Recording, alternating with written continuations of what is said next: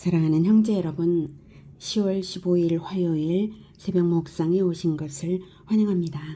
오늘은 여호수아 22장입니다. 가나안 전쟁 3단계 중에 1단계는 전민족적인 전면전이었고요. 2단계는 영토 분배죠. 19장까지 해서 12지파에게 분배를 했는데 20장과 21장에서는 마지막 레위지파에게 분산 거주하도록 하는 것과 도피성을 설치하는 일을 보았습니다.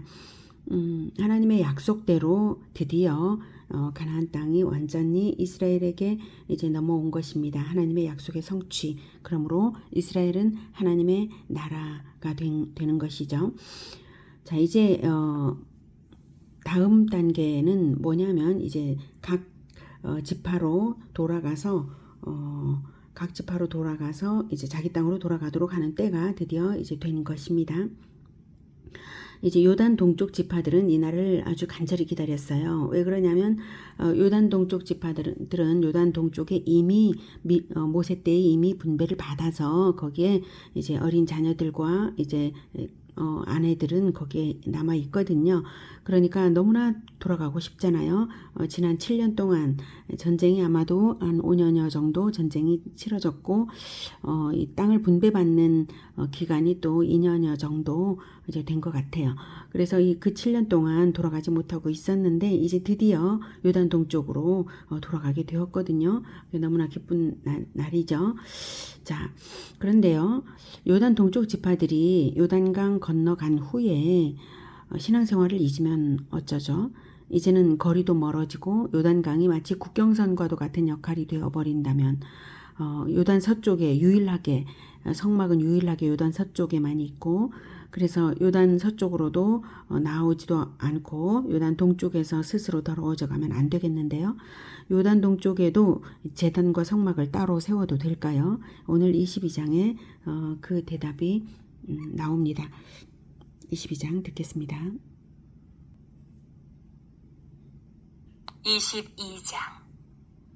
그때에 여호수아가 르우벤 사람과 갓 사람과 므낫세 반 지파를 불러서 그들에게 이르되 여호와의 종 모세가 너희에게 명령한 것을 너희가 다 지키며 또 내가 너희에게 명령한 모든 일에 너희가 내 말을 순종하여 오늘까지 날이 오래도록 너희가 너희 형제를 떠나지 아니하고 오직 너희의 하나님 여호와께서 명령하신 그 책임을 지키도다.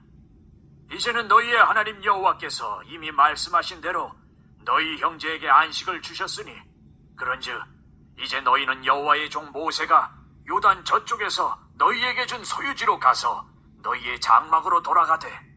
네, 이제 드디어 돌아가라 라고 말하고 있습니다. 2절에 보면 이제 여호와의 종 모세가 너희에게 명령한 것을 너희가 다 지켰다.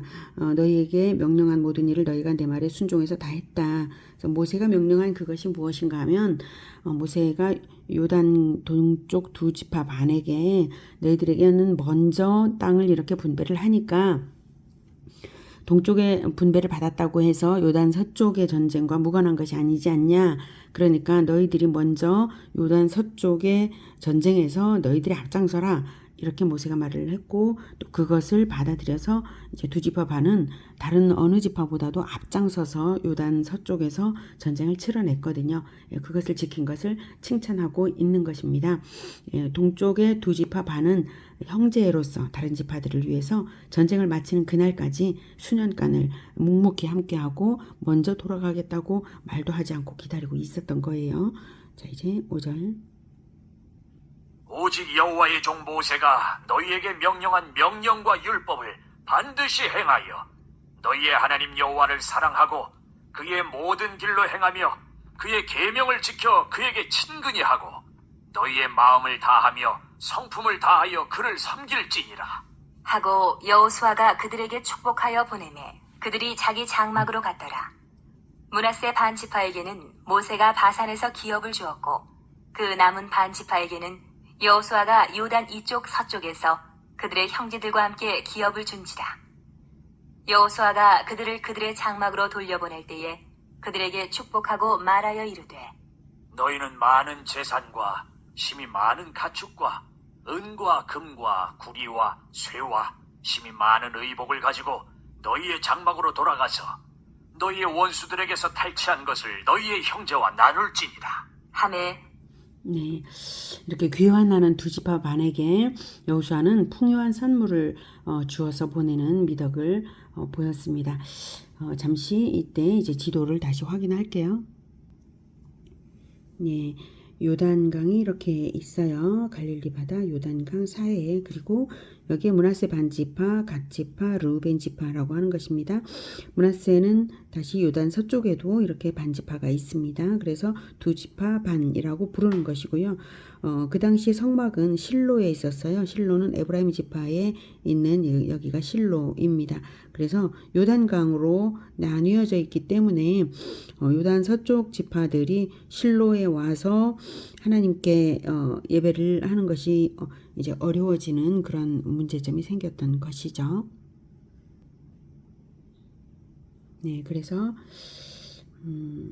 그렇게 거리상 멀어졌기 때문에 여호수아가 하나님께 친근히 하라라고까지 이제 잘 당부를 하고 있는 것입니다. 5절에서 이제 그에게 친근히 하고 하나님께 친근히 하라, 가까이 하라 이렇게 하고 여호와의 종 모세가 명령한 명령과 율법을 반드시 지켜라 이렇게 당부를 하고 있습니다. 그리고 자, 그래서 이제 돌아가게 되는데요. 이제 9절부터 계속 듣겠습니다. 르우벤 자손과 갓 자손과 므낫세 반 지파가 가나안 땅 실로에서 이스라엘 자손을 떠나 여호와께서 모세에게 명령하신 대로 받은 땅 곧 그들의 소유지 길르앗으로 가니라. 르우벤 자손과 므낫세 반 지파가 가나안 땅 요단 언덕가에 이르자 거기서 요단가에 제단을 쌓았는데 보기에 큰 제단이었더라. 이스라엘 자손이 들은즉 이르기를 르우벤 자손과 갓 자손과 므낫세 반 지파가 가나안 땅의 맨 앞쪽 요단 언덕가 이스라엘 자손에게 속한 쪽에 제단을 쌓았다 하는지라. 이스라엘 자손이 이를 듣자 곧 이스라엘 자손의 온 회중이 실로에 모여서 그들과 싸우러 가려 하니라. 네. 이제 내전이 벌어지게 되는, 갑작스럽게 내전이 벌어지게 되는 위험이 생겼습니다. 그 제단 때문인데요. 제단을 그럼 세우면 안 되는가 하는 이런 의문이 생겨나죠. 그건 이유가 뭐냐면 신명기 12장 13, 14절에 이런 명령이 있습니다. 신명기 12장 13, 14절에 제가 읽어드리겠습니다. 너는 삼가서 내게 보이는 아무 곳에서나 번제를 드리지 말고 오직 너희의 한 지파 중에서 여호와께서 택하실 그곳에서 번제를 드리고 또 내가 내게 명령하는 모든 것을 거기서 행할지니라 라고 모세가 이제 여호수아에게 이스라엘에게 명령을 했습니다.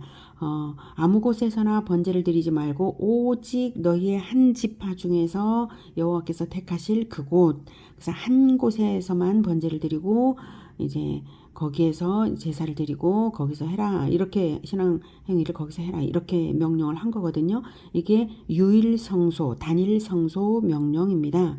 그래서 너희의 한 지파 중에서 여호와께서 택하실 그곳은 장차 유다 지파 내에서 하나님께서 택하신 예루살렘 성전이 이제 되게 되는데요. 예루살렘 성전이 되기 이전에는 지금 실로에서 처음엔 길갈이었고 그 다음 실로로 이사를 왔잖아요. 잠깐만요. 이렇게 이제 처음에 이제 길갈 여기에서 이제 주둔하고 있었고 했는데 나중에는 실로로 중앙 지역으로 왔습니다.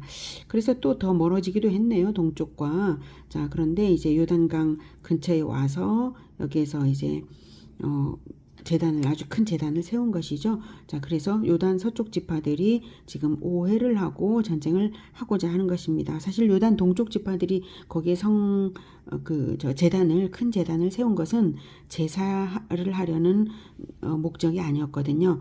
제단 모양이었지만 제단으로서의 효능을 위한 것은 아니었다라고 하는 것을 이제 해명을 이제 할 것입니다.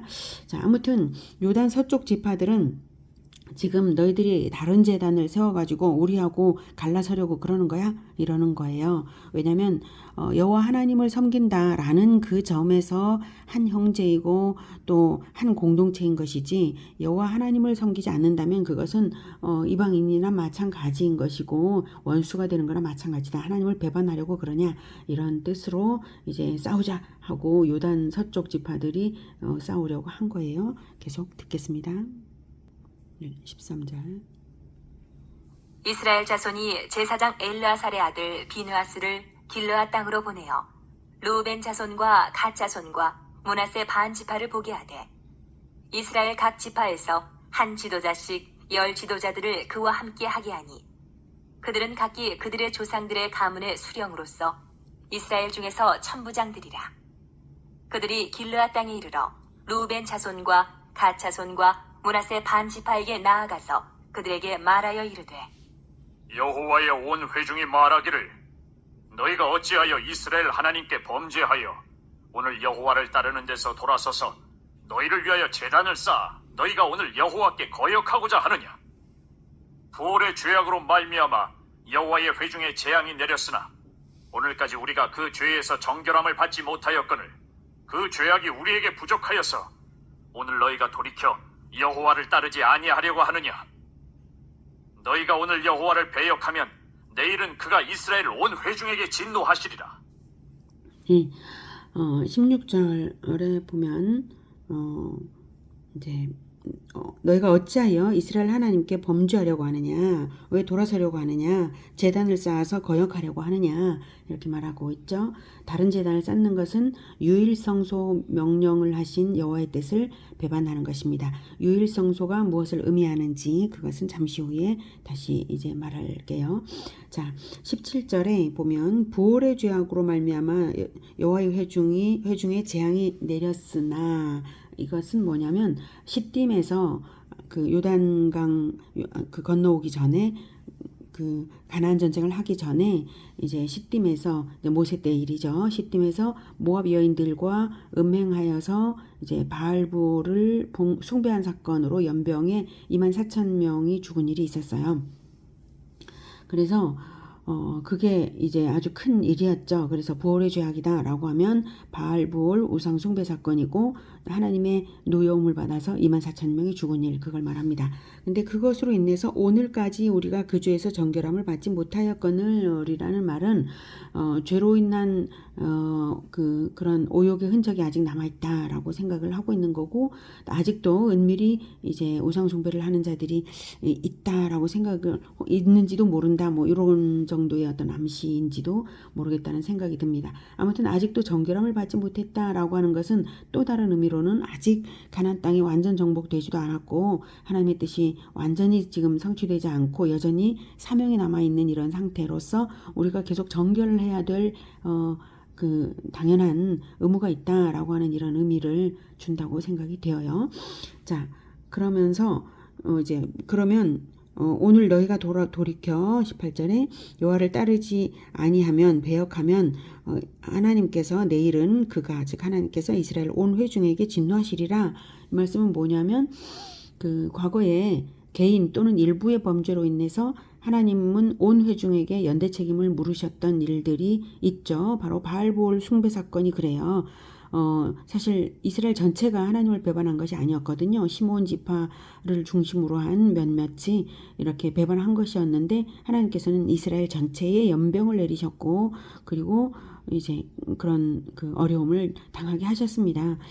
그리고 아간의 사건에서도 아간 한 사람이 하나님의 그 전리품을 훔쳤기 때문에 이스라엘 전체에게 그 패전의 그 쓴맛을 느끼게 하셨습니다. 그런 일들이 있었던 것을 이스라엘 전체가 겪었기 때문에 이스라엘은 한 공동체로서 전체가 거룩해야 된다는 이것이 이제 박혀 있었고, 그것은 올바른 관점입니다. 그래서 요단 동쪽 지파가 하나님을 배반하는 것을 볼 수가 없는 거죠. 그냥 가만 놔둘 수가 없었던 것이죠. 자, 계속해서 이야기합니다. 19절. 그런데 너희의 소유지가 만일 깨끗하지 아니하거든 여호와의 성막이 있는 여호와의 소유지로 건너와 우리 중에서 소유지를 나누어 가질 것이니라. 오직 우리 하나님 여호와의 제단 외에 다른 제단을 쌓음으로 여호와를 거역하지 말며 우리에게도 거역하지 말라. 세라의 아들 아간이 온전히 바친 물건에 대하여 범죄함으로 이스라엘 온 회중에 진노가 임하지 아니하였느냐. 그의 죄악으로 멸망한 자가 그 한 사람만이 아니었느니라. 하니라. 네, 이렇게 세라의 아들 아간의 그 범죄 사건을 예시하면서 이제 설득을 하고 있어요. 근데 요단 서쪽 지파가 요단 동쪽 지파를 미워하는 마음으로 설득한 것이 아니라 이제 미워하는 마음으로 꾸짖는 것이 아니라 그 참되게 하라라고 하는 형제 사랑의 마음에서 그렇게 설득을 하고 있는 것을 알 수가 있죠. 자, 19절에서 보면 너희의 소유지가 만일 깨끗하지 아니하거든, 네, 소유지가 깨끗하지 아니하거든 건너와서 우리 중에서 요단 서쪽에서 소유지를 나누어 가질 것이니라. 즉 우리가 나눠줄게, 땅 나눠줄게. 요단 서쪽에서 너희들이 여호와 배반할 거면 차라리 요단 서쪽에서만 함께 살자, 이런 뜻으로 얘기를 하고 있어요. 그래서 진정한 형제 사랑의 마음으로 하나님을 배반하지 말라라고 간절히 설득하고 있는 것입니다. 근데 너희의 소유지가 만일 깨끗하지 아니하거든 이란 말은 너희 주위에 우상 숭배자들이 있는 이유로 너희가 스스로 단을 쌓아서라도 거룩해지고자 하느냐. 만약 그렇다면 차라리 요단 서쪽으로 들어와라, 이렇게 하는 것이죠. 자, 아무튼 이스라엘은 한 공동체이고 운명 공동체이고 형제로 잘 다져져야 됨을 깊이 인식했기 때문에 이렇게 말을 하는 것입니다. 계속해서 21절부터 듣겠습니다. 르우벤 자손과 갓 자손과 므낫세 반 지파가 이스라엘 천천의 수령들에게 대답하여 이르되 전능하신 자 하나님 여호와, 전능하신 자 하나님 여호와께서 아시나니 이스라엘도 장차 알리라. 이 일이 만일 여호와를 거역함이거나 범죄함이거든 주께서는 오늘 우리를 구원하지 마시옵소서. 우리가 제단을 쌓은 것이 돌이켜 여호와를 따르지 아니하려 함이거나 또는 그 위에 번제나 소제를 드리려 함이거나 또는 화목 제물을 드리려 함이거든 여호와는 친히 벌하시옵소서. 우리가 목적이 있어서 주의하고 이같이 하였노라. 곧 생각하기를 후일에 너희의 자손이 우리 자손에게 말하여 이르기를 너희가 이스라엘 하나님 여호와와 무슨 상관이 있느냐. 너희 르우벤 자손 갓 자손아, 여호와께서 우리와 너희 사이에 요단으로 경계를 삼으셨나니 너희는 여호와께 받을 분깃이 없느니라 하여 너희의 자손이 우리 자손에게 여호와 경외하기를 그치게 할까 하여 우리가 말하기를 우리가 이제 한 제단 쌓기를 준비하자 하였노니 이는 번제를 위함도 아니요 다른 제사를 위함도 아니라 우리가 여호와 앞에서 우리의 번제와 우리의 다른 제사와 우리의 화목제로 섬기는 것을 우리와 너희 사이와 우리의 후대 사이에 증거가 되게 할 뿐으로써 너희 자손들이 후일에 우리 자손들에게 이르기를 너희는 여호와께 받을 분깃이 없다 하지 못하게 하려 함이라. 네.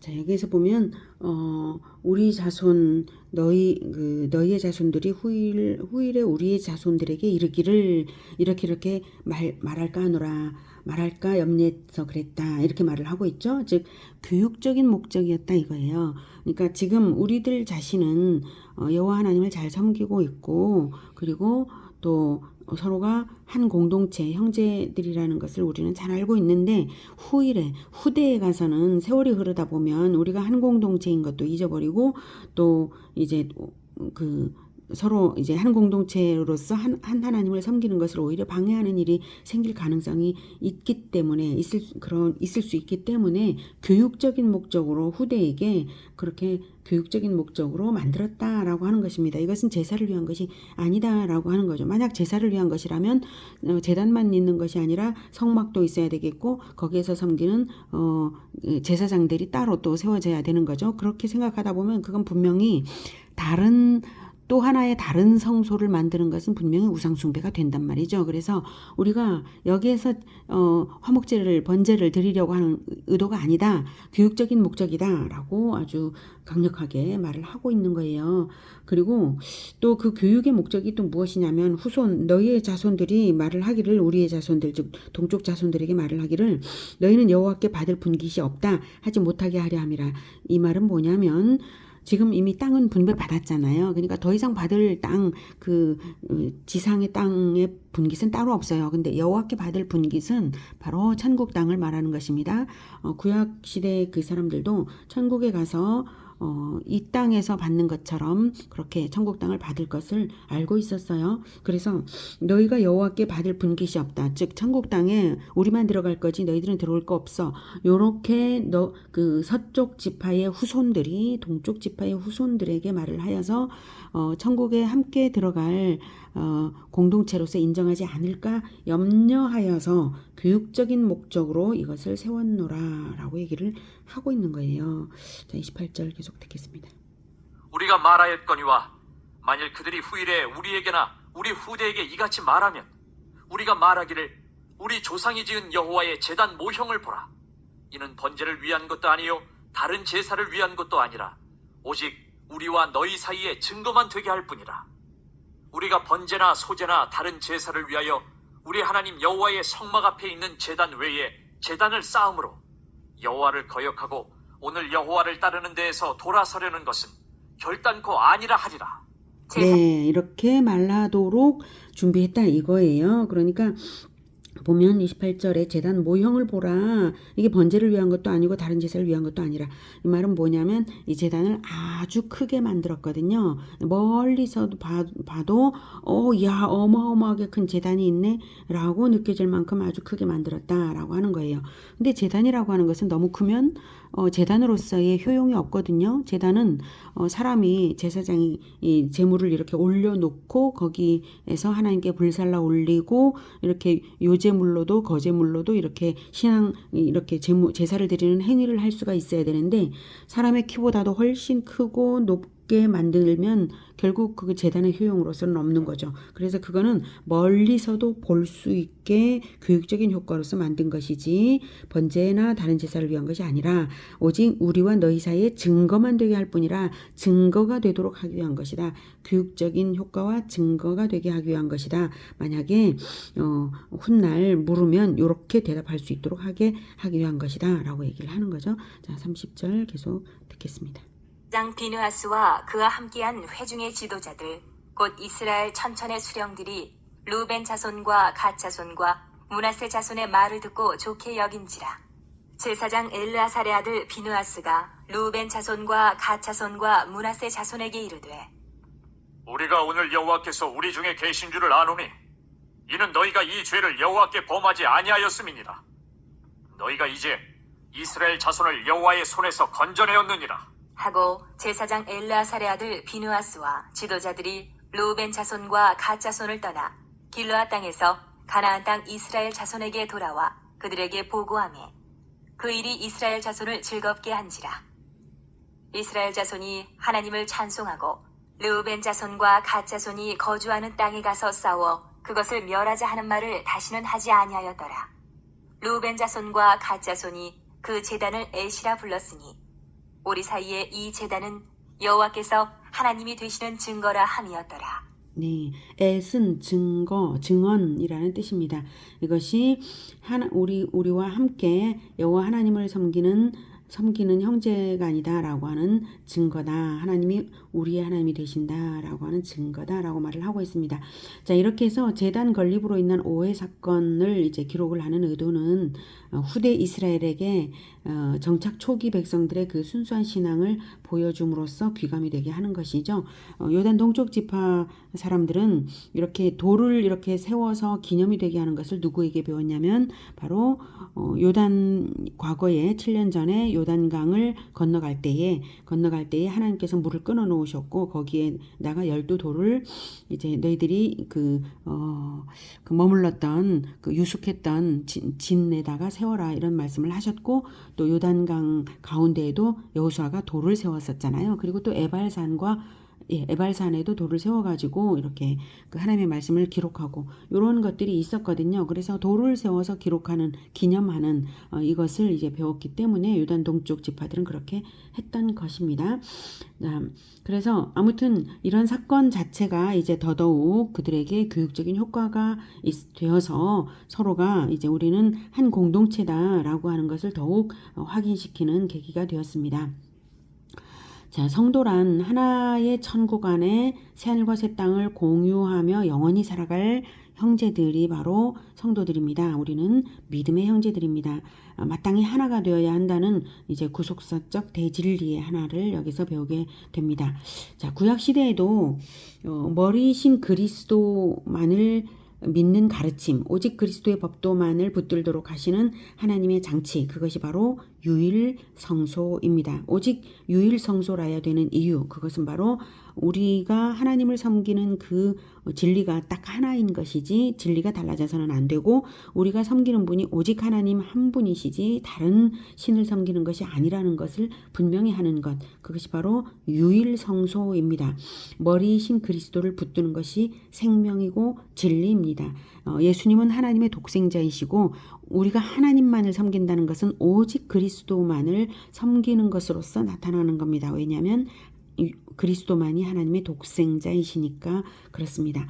자, 그것이 단 하나의 성소만을 명령하신 것이고, 하나님께서는 신명기 12장 13, 14절에 너는 삼가서 내게 보이는 아무 곳에서나 번제를 드리지 말고 오직 너희의 한 지파 중에 여호와께서 택하실 그곳에서 번제를 드리고 라고 말씀을 하셨잖아요. 그러니까 너희의 한 지파, 유다 지파죠. 그리고 유다 지파 중에서도 다윗 가문을 하나님께서 선택하시고 예루살렘 성전을 세움으로써 다윗의 시온성이 되게 하셨고, 거기에서 다윗의 시온성과도 같은 그리스도의 법도를 지키는 그리스도인들이 이제 뭡니까? 바로 시온성 백성들처럼 되도록 바로 그 유다 지파 다윗의 후손 가운데서 그리스도를 태어나게 하신 것입니다. 그래서 오직 그리스도를 섬기는 법도, 그것이 바로 구약 성경에서는 그리스도가 안 계시던 그 당시에는 유일 성소로서 하나님께서 설치를 하게 하신 것이다. 유일 성소 장치로서 오직 그리스도의 법도만이 구원을 준다라고 하는 가르침을 주셨습니다. 자, 하나님 나라는 단 하나의 나라이고 하나로 연합되어야 한다는 것을 단 하나의 성소 설정으로 가르치시는 것입니다. 그래서 오직 그리스도만이 단 한 분의 왕이십니다. 우리 현대 교회들은 전 세계에 퍼져 있어서 서로 알지 못하고, 그리고 교단도 다르죠. 여러 교단들로 달라집니다. 그러나 우리가 다른 것을 섬기는 것이 아니라 오직 예수 그리스도의 법도를 섬기는 그 도리가 똑같다면 우리는 형제인 것이 분명합니다. 그래서 현대 교단들이 아무리 교단들로 여러 교단들로 나뉘어 있다 할지라도, 멀리 떨어져 있다 할지라도, 서로 얼굴을 모른다 할지라도, 12지파가 서로 12지파로 나뉘었지만 12지파가 한 공동체인 것처럼 우리 모든 교단들은 예수 그리스도를 유일한 머리로 섬기는 한 형제다라고 하는 것을 우리가 알아야 되겠습니다. 그래서 우리 교회는 아주 멀리 떨어져 있는 나라에도 선교사를 후원하고 있고요.